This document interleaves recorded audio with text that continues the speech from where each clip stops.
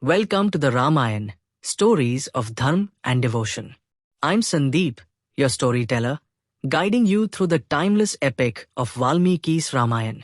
Rooted in ancient tradition and illuminated by countless retellings across India's sacred soil, this narration brings to life a tale where devotion meets destiny and courage is born from love. In our previous episode, Hanuman, the mighty son of the vine god, finally discovered Sita in the heart of Ashok Vatika, sorrowful yet steadfast. Bearing Ram's message of love and hope, he consoled her, assured her of rescue, and received from her a token of remembrance along with a heartfelt plea to hasten Ram's arrival. Now, with his divine task partially fulfilled, Hanuman prepares to return to Ram. But not before unleashing a storm upon Lanka, a warning to Raavan and his cruel court. In this episode, we witness Hanuman shading his humble form to reveal his cosmic strength. He will uproot the garden, confront powerful demons, and set Lanka ablaze, not in vengeance, but as a divine signal that Ram is coming, and with him comes the end of adharm. Join me as we delve into this fierce and fiery chapter, where a single vanar becomes the blazing fire of justice in the dark citadel of Lanka. Having been honored with love and blessings by Sita, Hanuman bowed low, his heart full of reverence. He leapt gently from her presence and moved to a secluded distance within the Ashok Vatika, his mind already racing with thoughts. Now that I have seen Sita and delivered Ram's message, Hanuman pondered to himself, there remains one final act before I return to my lord. Among the 4 strategies of diplomacy, conciliation, offering gifts, sowing dissension, and open assault, I must now choose the 4th. He reflected deeply. These demons cannot be reasoned with. They are drunk on their strength. Bribery is meaningless to those who desire nothing but dominance. And they are too united under Raavan's tyranny for internal discord to take root. It is valor alone that will carry weight here. Hanuman's eyes glinted. Let me strike now, not in reckless rage, but with purpose. If I can provoke Raavan's warriors, draw out his generals, and measure their strength in battle, I can report back not just the message of Sita, but also include the might and plans of Lanka itself. This will also let Raavan know that a storm has already entered his gates. His gaze settled upon the exquisite grove, a royal garden blooming with color and life, dedicated to the pleasure of Raavan's women. With its lush trees, flowering creepers, jeweled fountains, and gentle wildlife, it shimmered like Indra's Nandanvan. Hanuman's body trembled, not with anger, but with fiery resolve. This garden, he declared, shall feel the wrath of Ram's messenger. Let the wine speak now through me. With a powerful jerk of his thighs, Hanuman launched into action. Trees were uprooted and hurled skyward. The cries of startled birds pierced the air as their shelters were torn apart. Doors cracked open, water tanks shattered, and floral pavilions crumbled into dust. Blossoms once vibrant turned pale. Ornamental creepers, torn from their supports, writhed on the ground like stricken dancers. The once pleasant songs of swans and parrots turned into shrieks of panic and flight. The pleasure garden of Lanka, a place of delicate beauty, had become a field of desolation. As dust and broken branches rained down, Hanuman stood tall amidst the chaos, his figure fierce, his spirit unshaken. This, he thundered inwardly, is but a whisper of what Ram will bring upon Lanka. Let the Rakshasas come. Let Raavan see that the Vanar army does not cower behind threats.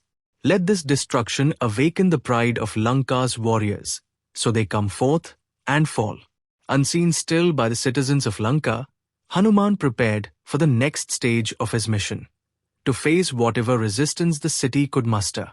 Alone, yet unafraid, he stood like a beacon of Ram's fury, casting challenge and warning into the heart of the demon king's empire.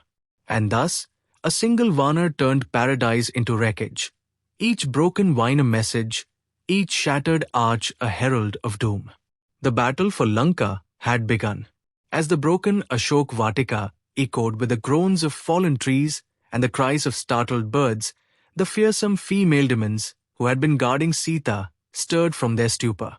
The mighty Vanar whose fury had torn the garden apart now stood tall and fierce, his presence like a living thundercloud. Staring up at Hanuman, his form now vast and terrifying, the ogresses turned to Sita, trembling with both fear and suspicion. "Who is this monstrous Vanar?" one of them demanded. "Why did he speak with you? When did he come? And what did he say? Speak the truth, if you wish to be spared." Sita, calm and composed despite the ruin around her, answered softly, "What power do I have to know demons and creatures who change form at will? You all are more capable of identifying him than I. Perhaps he is a demon in disguise, just another illusion of your master, Raavan. I know nothing more." The guards fell into confusion. Some glanced at each other and fled the grove in fear. Others, shaken but resolute, rushed toward Raavan's court to report what they had witnessed. In the mighty palace of Lanka, the ogresses with distorted faces and fearful hearts stood before Raavan and spoke with trembling voices. "O King of Lanka, a monstrous Vanar with terrifying strength has laid waste your cherished Ashok Vatika. No grove remains untouched, save for the ground beneath Sita. He spared the very tree where she sat, but ravaged all else. His form was awe-inspiring, his eyes full of fire, and his voice like thunder. He dared to speak to Sita, though we could not make her reveal anything about him. He may be a messenger of Indra or Kuber, or perhaps of Ram himself. Who but a creature with death in his heart would speak to the woman you have claimed?"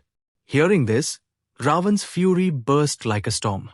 His eyes flamed red, and hot tears of wrath welled up and rolled down his cheeks like drops of burning oil from a sacred lamp. "Seize him," he thundered. "Let this insolent creature be dragged here in chains." Instantly, he summoned a force of 80,000 elite demons, the Kinkers, dreadful warriors with huge bellies, sharp tusks, and weapons that gleamed like lightning. With iron clubs and bludgeons in hand, they marched toward the garden in waves, their footsteps shaking the earth. But Hanuman was ready.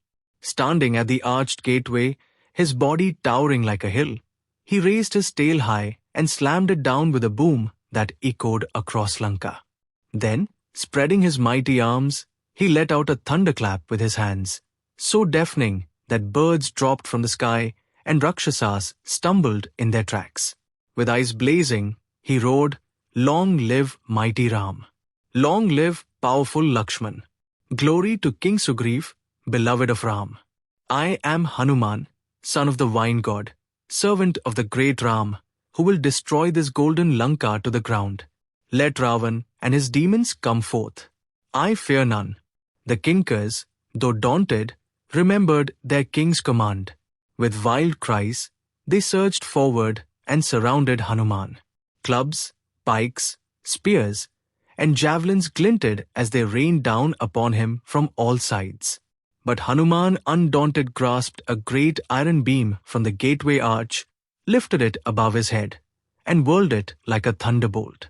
With one mighty sweep, he shattered their ranks. The Kinkers flew into the air like broken leaves, their cries drowned by the wind of Hanuman's wrath. Blood flowed. Weapons fell. The air rang with the sound of crushed bones and iron clashing against iron. In moments, all 80,000 lay slain. Soaring into the sky, Hanuman held the massive iron beam like Garuda clutching a great serpent. The scent of fear now mingled with the scent of crushed blossoms. The mighty Vanar landed again near the archway, his chest heaving with breath, his eyes scanning for the next foe. The few demons who escaped ran stumbling to Raavan's palace. "O king," they cried, "your entire army of Kinkers, all of them have been slain by this one Vanar. None remain." Raavan, shaken to the core, his pride wounded and fury boundless, turned to another warrior. "Send for Jambumali," he roared. "Let Prahasta's own son strike down this beast." And thus, the next wave of battle began. The vines of Lanka carried a new storm, Jambumali, the son of Prahasta, was on his way. Clad in crimson garments and garlands, his monstrous frame adorned with golden ornaments and glinting earrings, Jambumali, fanged and fearsome, thundered through the streets in a chariot drawn by donkeys. His bow, vast and curved like Indra's own rainbow, shimmered with lightning-bright arrows. Each time he pulled its string, the air shuddered with a sound like thunder splitting the heavens. Hanuman, standing tall atop the arched gateway, caught sight of him and let out a cry of joy. His blood still warm from battle, the vanar was eager for another duel. Jambumali raised his bow, his red eyes gleaming with bloodlust. With the precision of a seasoned warrior, he unleashed a flurry of arrows. One arrow, with a crescent-shaped tip, struck Hanuman's cheek. Another, shaped like an eagle's wing, sunk into his brow. 10 steel-headed shafts followed, piercing Hanuman's arms with such force that blood streamed down like molten rubies. Yet Hanuman did not flinch. His crimson face, now streaked with blood, glowed even more radiantly like a full autumn lotus bathed in the sun's dying light. His eyes narrowed, his breath deepened. He looked around calmly and spotted a massive boulder, jagged and heavy as fate itself. With a mighty roar, Hanuman heaved the rock skyward and hurled it toward the advancing demon. But Jambumali, agile and cruel, shattered the oncoming stone with 10 flaming arrows that burst like firecrackers in the sky. Hanuman grunted. So be it, he murmured. His eyes burned with the fire of Ram's mission. With both hands, he reached for a mighty tall tree, its roots thick and old as the forest gods themselves. With a ground-shaking rip, Hanuman tore it from the earth and began to whirl it like a cyclone. Jambumali responded with another hail of arrows. 4 of them split the tree. 5 pierced Hanuman's arms. 1 struck deep into his broad chest. 10 more thudded into the space between his collarbones. Still, Hanuman stood tall. Bloodied but unshaken, he dropped the shattered tree and reached once more for the iron rod, the same that had crushed the kinkers. Clasping it tightly, he whirled it round and round until the air howled with its speed. Then, with a shout that echoed like the roar of the universe itself, he hurled the rod. It struck Jambumali like a thunderbolt hurled by the heavens. The demon's chariot shattered. His bow snapped in two. His arms splintered. His legs gave way. His great fang head was flung from his shoulders, and his enormous body, once so proud and menacing, crashed to the ground like a fallen mountain, pulverized into dust and silence. All of Lanka shook. Those who watched from rooftops and ramparts went pale. The son of Prahasta, the warrior born of war and trained in blood, was dead. When news of Jambumali's death reached Raavan, his rage became a fire without air. His eyes, already red, now flamed like burning coals. His breath came in hisses. His fists clenched. The son of Prahasta? Fallen? So soon? He gritted his teeth and barked an order. Summon the other sons of Prahasta. Let the strongest among them march. This creature must not leave Lanka alive. The drums of war beat louder, and Hanuman, lone warrior and messenger of Ram, stood waiting, undaunted, unbroken, and ready for the next storm. The skies over Lanka trembled as 7 sons of Prahasta, the chief minister of Raavan, thundered forward in golden armored chariots, their wheels screeching like the cries of 1,000 vultures.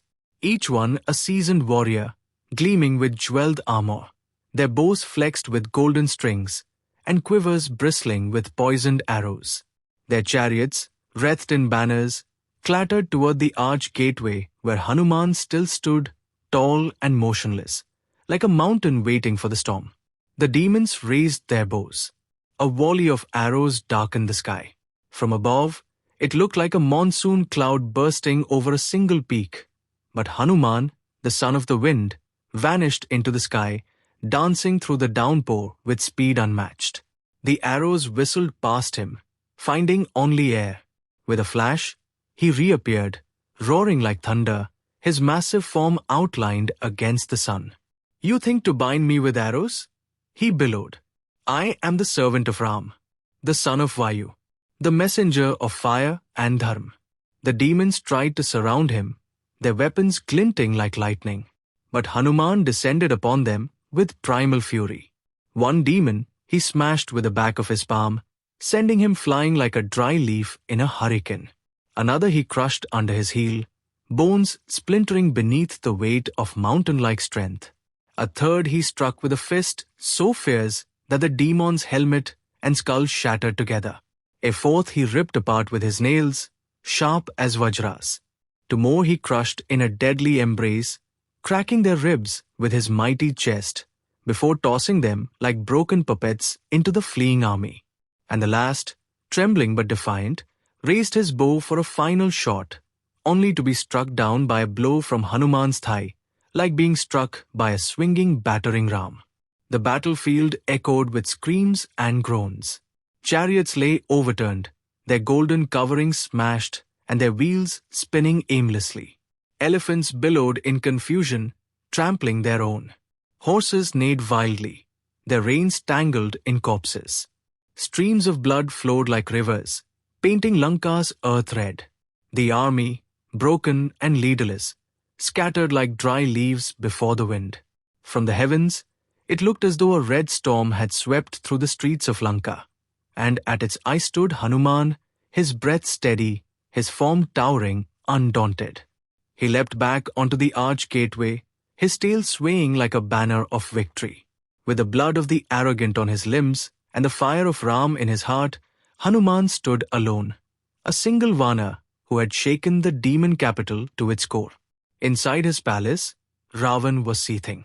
The deaths of his finest commanders, the sons of Prahasta, the mighty Jambumali, and now entire squads of elite soldiers, stung his pride like flaming arrows.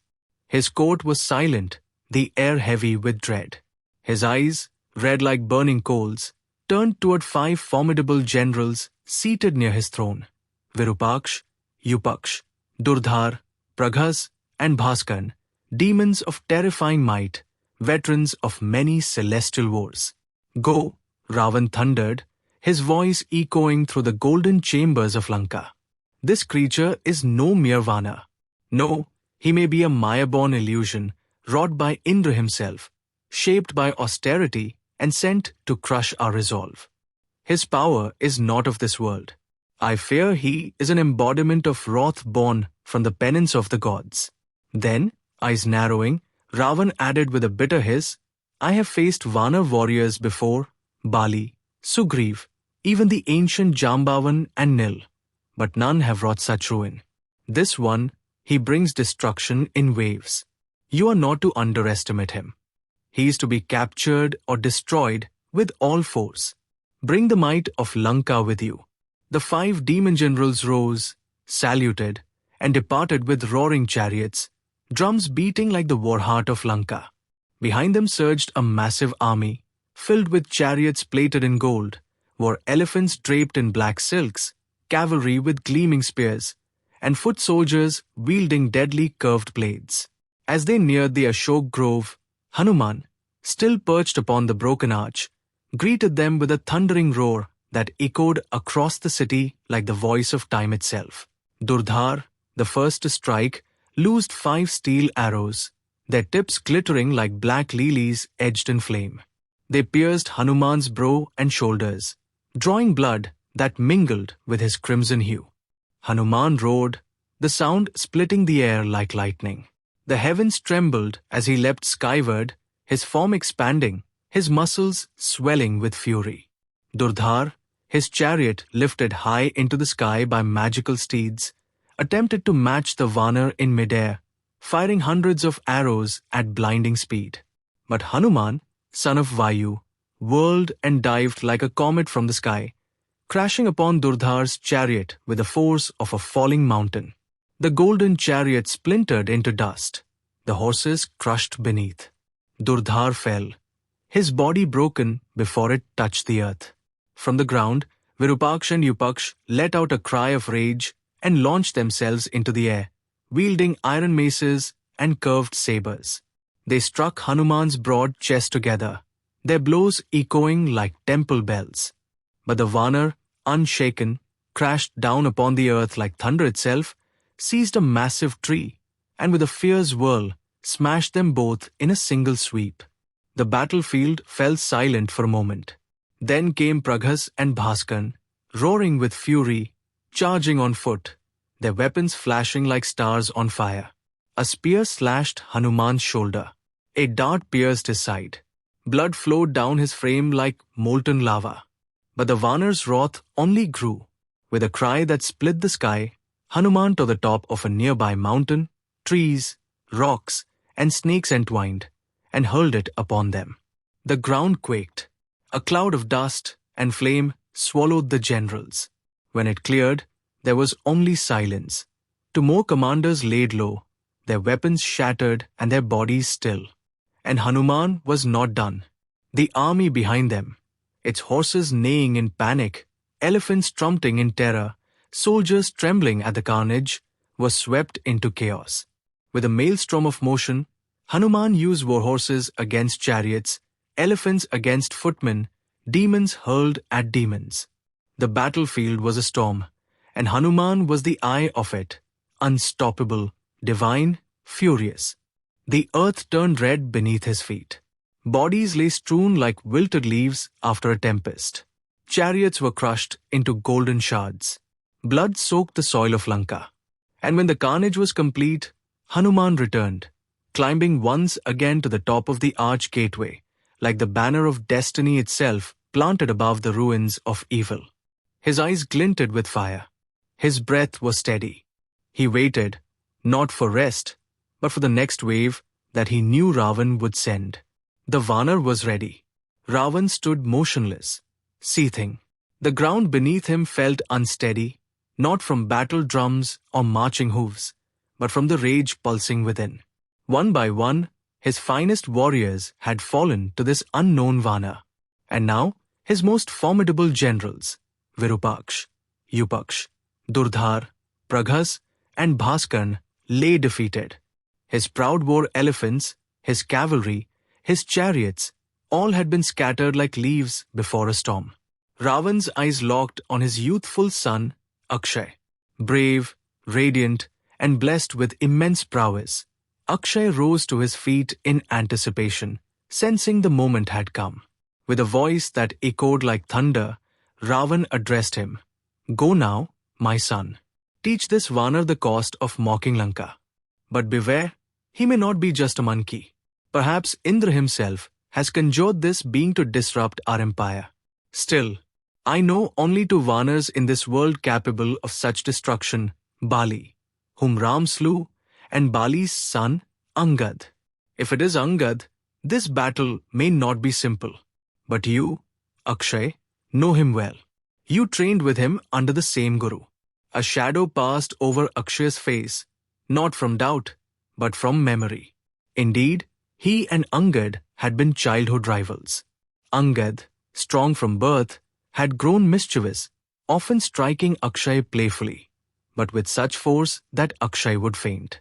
Their guru tolerated it until one day, in a fury, he cursed Angad. "If ever you raise your hand against Akshay again, you shall die that very moment." Angad, realizing the gravity of the curse, distanced himself from Akshay ever since. That was why, when the Vanar Sena discussed who would leap across the ocean to find Sita, Angad hesitated. "I can cross," he had said, "but I may not return." Deep within, he feared facing Akshay in Lanka and breaking the curse. Jambavan, wise and watchful, had understood. That is why he had turned to Hanuman. Perhaps Hanuman too, with his deep insight, recognized that unless Akshay was removed, Angad would never be able to step foot in Lanka.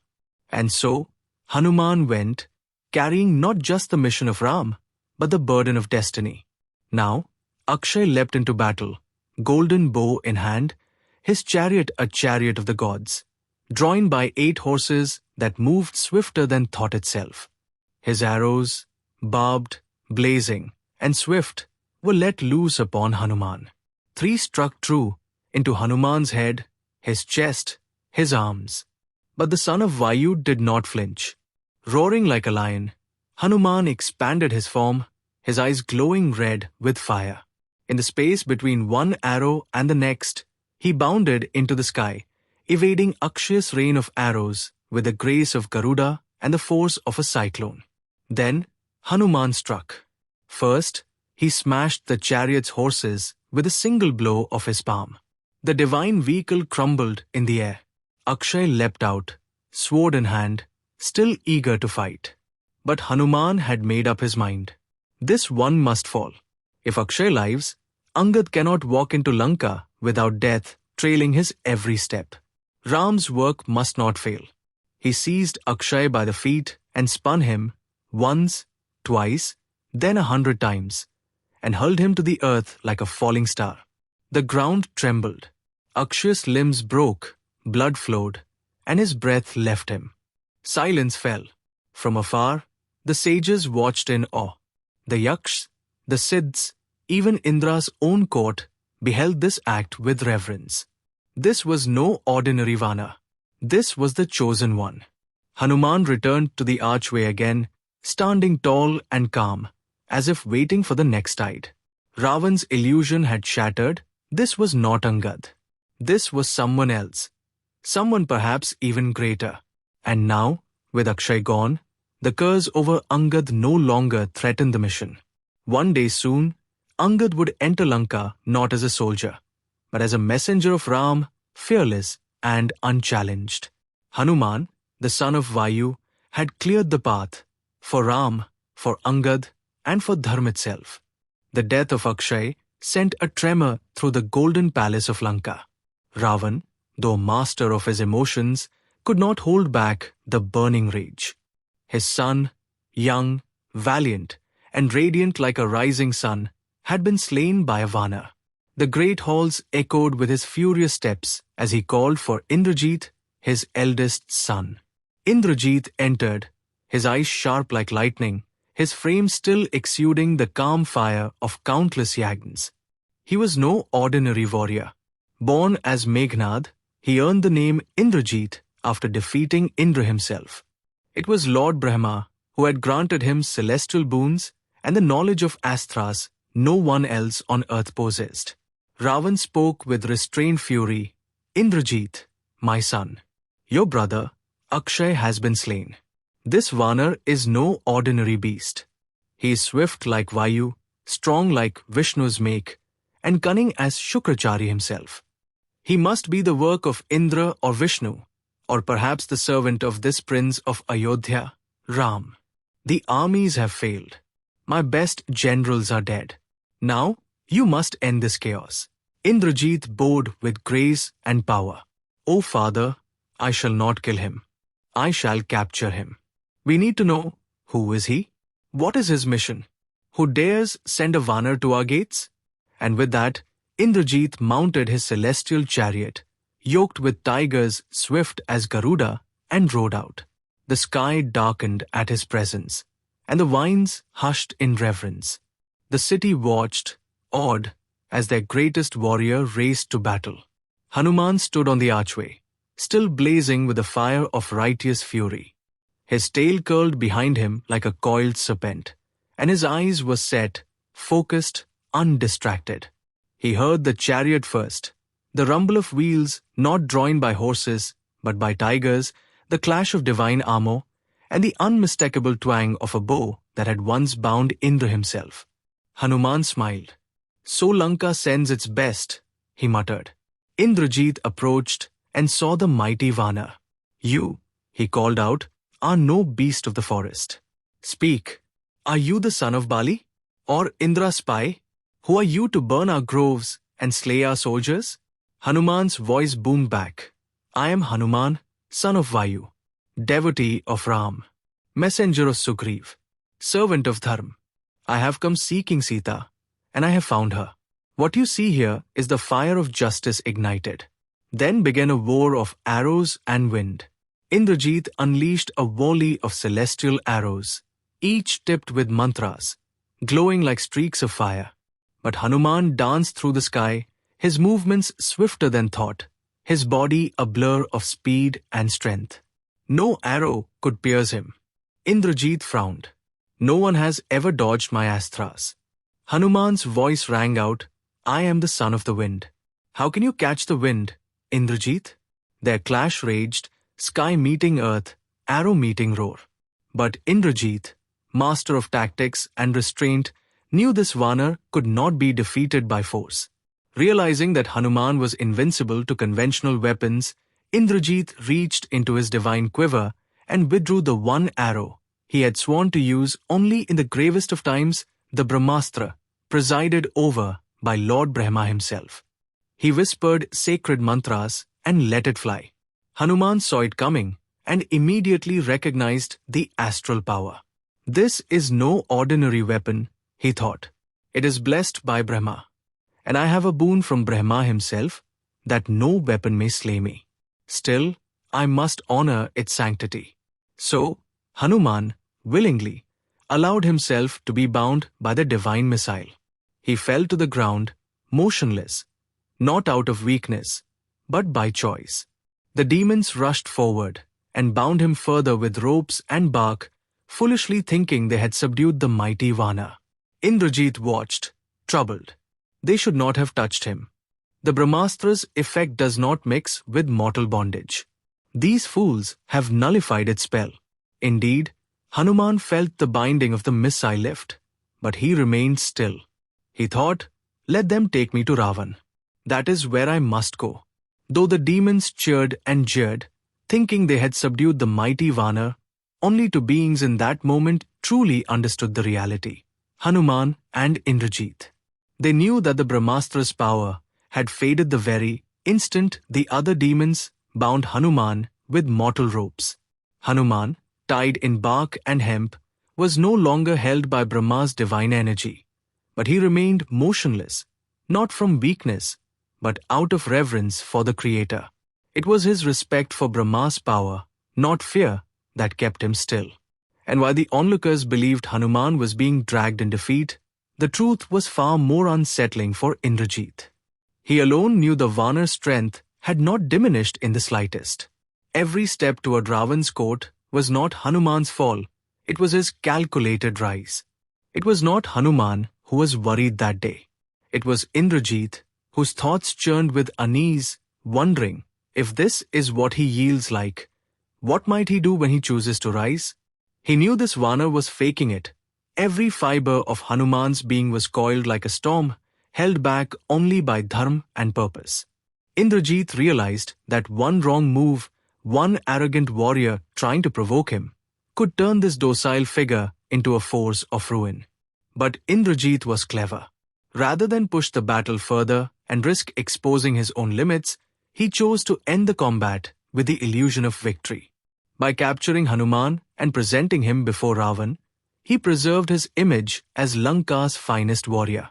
Better to be remembered as the one who brought the fiery vanar to court than the one who saw his bow shattered and pride humbled. He chose strategy over ego, perhaps the only choice that would let him leave that battlefield intact. Hanuman was dragged to Raavan's court, beaten, mocked, tied. But he walked with his head high.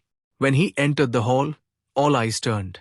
Raavan himself, majestic and terrible, stared down at this lone vanar with fury burning in his gaze. And Hanuman stood before the Lord of Lanka like a mountain before the storm. I am Hanuman, he said proudly, messenger of Ram. Your doom has arrived, O Raavan, cloaked in words and carried on the winds. Meanwhile, far from the battlefield of blazing chariots and shattered egos, Sita sat beneath the withering shade of the Ashok tree, her heart quietly thundering with anticipation. Trijta had just returned from the city with wide eyes and whispered words of Hanuman who had shattered Lanka's pride, of armies crushed under his bare hands, of Akshay slain and even mighty Indrajit pushed to his limits. As the tale of Hanuman's heroics unfolded, Sita's weary soul stirred. All the days of sorrow, the cruel words of ogresses, the isolation, the despair, it all seemed to melt away. In its place rose a single, quiet flame of hope. She closed her eyes, and for the first time in months, allowed herself a deep, long sigh, not of despair, but of long-awaited satisfaction. A storm was coming, and with it, the promise of Raavan's reckoning. With Hanuman now standing bound, but undefeated, before the throne of Lanka's dark king, the tides of fate shift ever so slightly. Though ropes encircle his limbs, it is Raavan's pride that trembles, not Hanuman's spirit. Indrajit may have claimed victory through Lord Brahma's grace, but both warrior and messenger know the truth. The storm has merely paused, not passed. Sita, hearing whispers of Hanuman's deeds, breathes easier, for in his defiance, she sees the promise of Ram's justice drawing near. But questions still echo through the burning skies of Lanka. What words will Hanuman deliver in Raavan's court? Will the demon king choose arrogance or reason?